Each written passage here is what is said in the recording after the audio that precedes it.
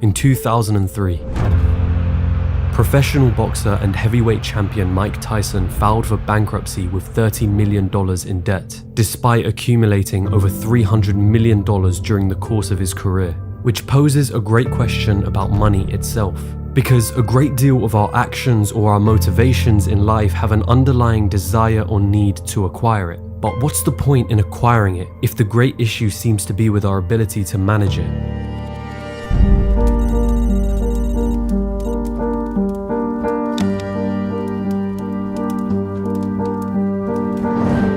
Americans now have the highest credit card debt in history.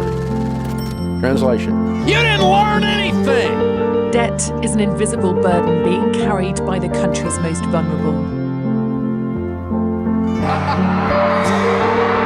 Of course, these statistics are reflective of the UK and the US, but consider for a moment your own attitude towards money and how money exists in your own life. What is money to you? Does it seem to enter your life and immediately leave once you have it?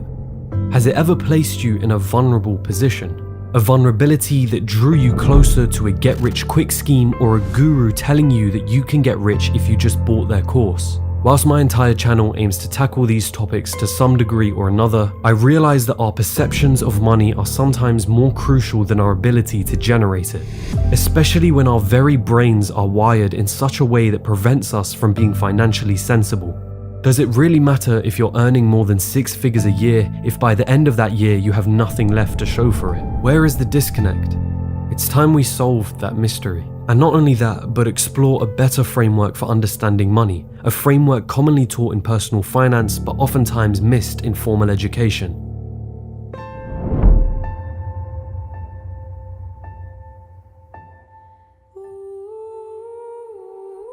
A question. What is money? Or rather, what does money represent?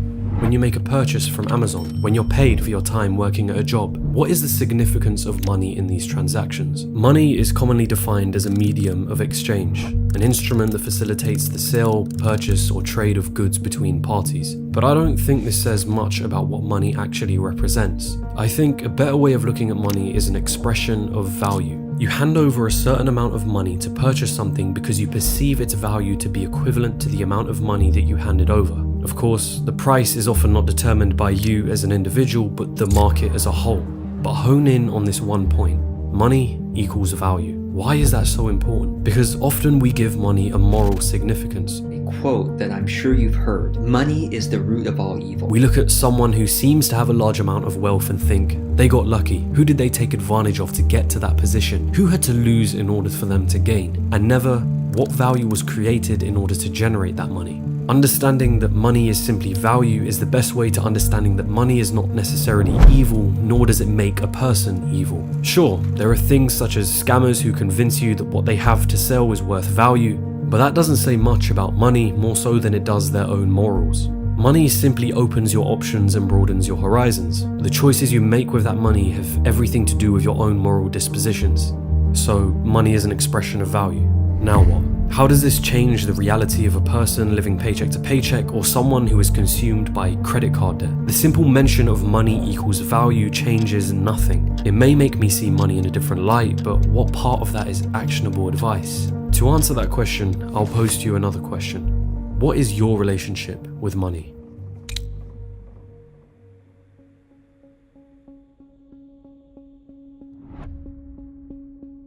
Money will come into your life and it will leave. This is a relationship that is often expressed by your income and expenses. Another practical way of expressing this, which I particularly like, is your production versus your consumption. For the most part, money will enter your life because you have produced some form of value. And for most of us, this value will come in the form of labor, a job. Money will leave when you have consumed something, a Netflix subscription, a new car, a house. In many ways, we can look at the net worth of an individual as a metric for determining their relationship between consumption and production. Now cast your mind back to those statistics I mentioned at the start of this video. What part of the consumption versus production relationship do you think is at fault here? Consider yourself for a moment. Think about all the money that has entered your life and left. How much of that do you still have in possession today or invested into some sort of asset? And which part of this relationship do you feel is unbalanced or needs improving? The likelihood is both. But for most of us, the biggest issue lies in our consumption. Remember the Career Builder study that found that 78% of American workers were living paycheck to paycheck? Well, it also found that of the workers who made $100,000 or more a year, 1 in 10 of them were living paycheck to paycheck. Now you could argue that someone earning 6 figures a year may still like to earn more, but when you are paid a figure that is well above the average wage and the cost of living, and yet you still somehow find a way to spend it all, I'd argue that your relationship with consuming must be fixed before you even consider your relationship with production. As any wealthy celebrity who has filed for bankruptcy can show us, production means nothing when you have a problem with consumption.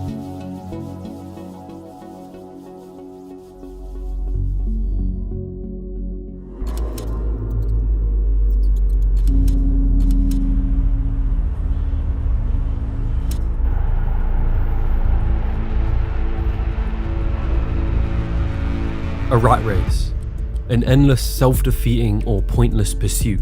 Sometimes the rat race is conflated with working a 9-to-5 job. It's a comparison often used by certain individuals to guilt you into buying programs and books for them. But this seems extremely unfair, mostly because it aims to villainize a job and excludes the fact that there are those who either love or are perfectly fine with their jobs, or have other aspirations aside from their 9-to-5. A real rat race is one that is living on a financial edge, being one paycheck away from broke, constantly. A feeling as though the moment money enters your life, it immediately disappears. And the more responsibilities you have, the more dangerous this relationship becomes. The loss of a job, an unexpected health accident, or any unexpected circumstance for that matter can throw your entire financial position into turmoil. And consider the mental consequences of living on this financial edge. Your job no longer becomes an option. It becomes a necessity in order to keep funding your lifestyle or to keep paying off debt.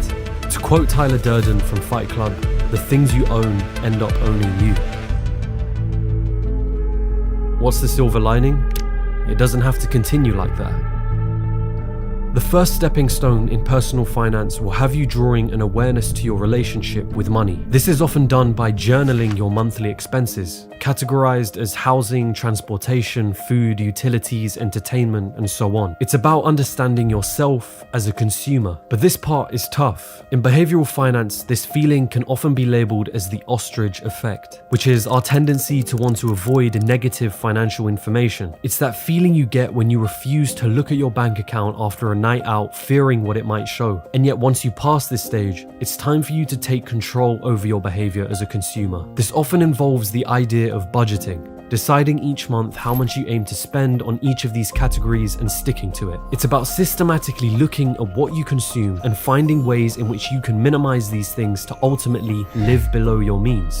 In other words, having a lifestyle that still leaves you with enough money to save and invest in some form or another. It's also important to note that before you ever decide to invest, one of the most common practices in personal finance is to keep an emergency fund, a specific amount of savings that you hold on to in case of an emergency. This fund would typically hold 3 to 6 months worth of expenses. The idea, however, of living below your means is an important one. Because why would we choose to do otherwise? Why would we choose to live a lifestyle that we cannot afford, or one that places us on this financial edge? I could make an entire video on our cognitive biases. The ostrich effect is just one of which can affect your financial position. Then there's hyperbolic discounting, a tendency to favor short-term rewards as opposed to greater rewards in the future. This is you choosing to purchase a new pair of shoes instead of saving that money towards a future investment. Or there's social proof, our tendency to think and act as others around us think and act. When the people around you are buying one thing, you buy it too. Or when the people around you establish money as a means of evil, you're likely to assume the same thing too. The phrase, keeping up with the Joneses, summarizes this great problem of consumption. It's a phrase defined by Google as trying to emulate or not be outdone by one's neighbors. They buy a new Porsche, you buy one too. They have nice clothes, you get some too. They renovate their home, you do it too. All in the attempt of impressing or trying to keep up with others due to some form of social pressure. Only in today's world, the Joneses are not literal neighbors. They're far more present than that. We are all vulnerable to social approval. We really care what other people think of us. But the problem is we're measuring our self-worth by how many people like what we're posting. Governor of the Bank of Canada stated it succinctly. For most Canadians, debt is a fact of life, at least at some point.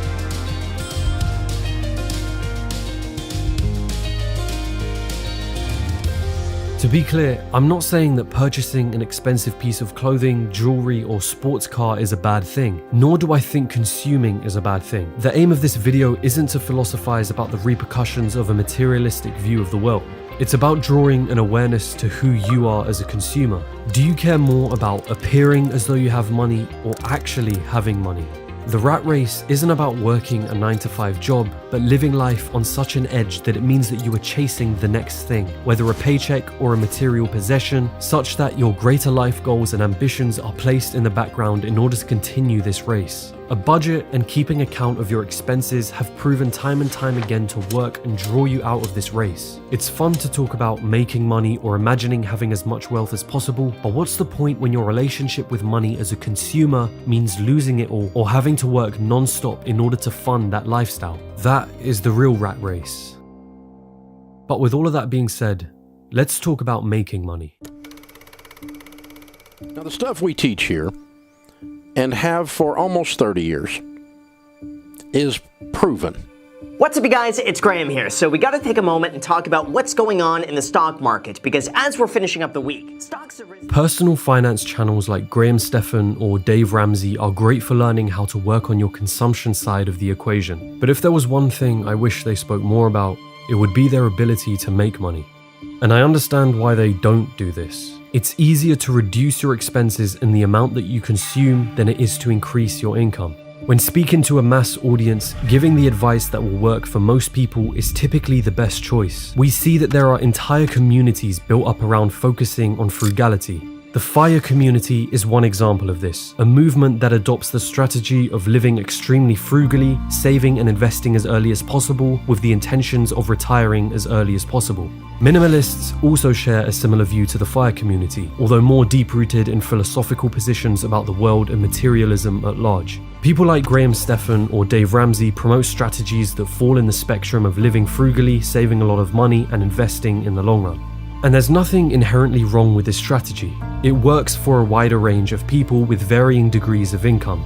But let's be honest, Graham Stephan doesn't rely on cutting coupons or living an incredibly frugal lifestyle to be making $100,000 to $200,000 a month from YouTube. Nor does Dave Ramsey rely on these strategies to have an estimated net worth of $55 million. These people are utilizing a means of production at mass scale. In my video, The Untold Truth About Money, I talked about money being equivalent to your perceived value in the market, and the most impactful way of increasing your value is finding a problem in the market, creating a solution for that problem, and selling that solution to the market at scale. This is the entrepreneurial route. A successful business at scale is able to produce a large amount of value to a society such that your production side of the equation grows exponentially in comparison to a standard job. But this isn't a route that everyone can take, nor should they try to. It's about reflecting on your own capabilities and whether entrepreneurship is best suited to your direction. With that being said, increasing your production doesn't have to just come from the strict definition of a business. Graham Stephan uses YouTube as a vehicle to produce something, in this case videos about personal finance, at mass scale. It's one reason that I chose to create videos on YouTube as well. It's a vehicle to produce something, in this case documentary style videos, at a mass scale, to a point where I can now do it full time and build a business around it. Producing is about providing relative value to the market in some shape or form. I utilized my skills with acting, presenting, storytelling, and video editing to create videos that I hope to be somewhat entertaining and educational, and thankfully the market responded positively. Your form of production may be developing an app or software that is solving a problem you believe the market would pay money for its solution, or perhaps a fitness brand that is branded extremely well and utilizes its community better than most other fitness brands, as I believe is the case with Ben Francis and what he did with Gymshark.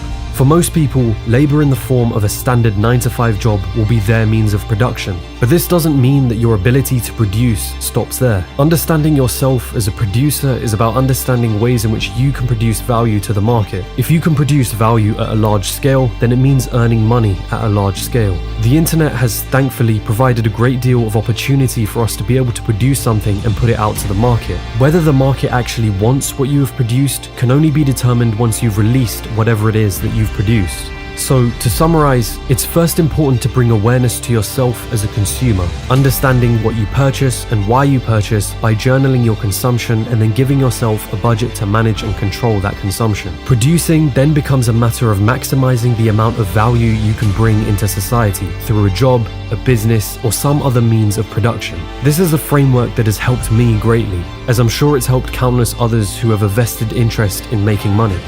Could add up to something big. Like, this isn't just sushi we're talking about anymore. Like, this is substantial. Yeah, and then to go from that to like this. Focusing, is that $170,454? Yeah.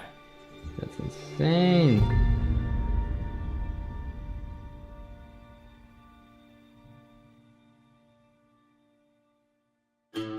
Hello my friends. Before you click off the video just yet, I want to say one thing. Thank you so much for watching to the end of this video. You watching to this point is hopefully proof that I've provided some kind of value to you in some way or another, so be sure to hit the like button. And if you want to see more videos around the topics of business, money, finance in general, then be sure to hit the subscribe button. I've also got a Patreon where I post behind the scenes stuff and I do questions and answers, and I've got a bunch of other exciting plans for it. So if that interests you and you'd like to support the channel further, do check it out. The link is in the description below. Now, for me personally, combining what I know about personal finance and entrepreneurship has really helped me the most. And as I mentioned, this YouTube channel was one way in which I knew I could produce some kind of value into the market at scale. If you want to do more extra reading on these subjects, if it interests you, there's 2 really good books on personal finance related stuff. The Millionaire Next Door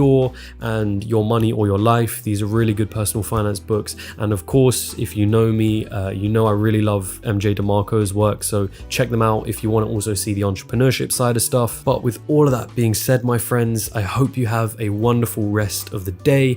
I will catch you in the next video or on my Instagram or Twitter if you have me on there. As usual, hands ahead, salute. So many days is yet to come. Too many times has come to pass. Too many moments put aside. Getting out alive, getting out alive.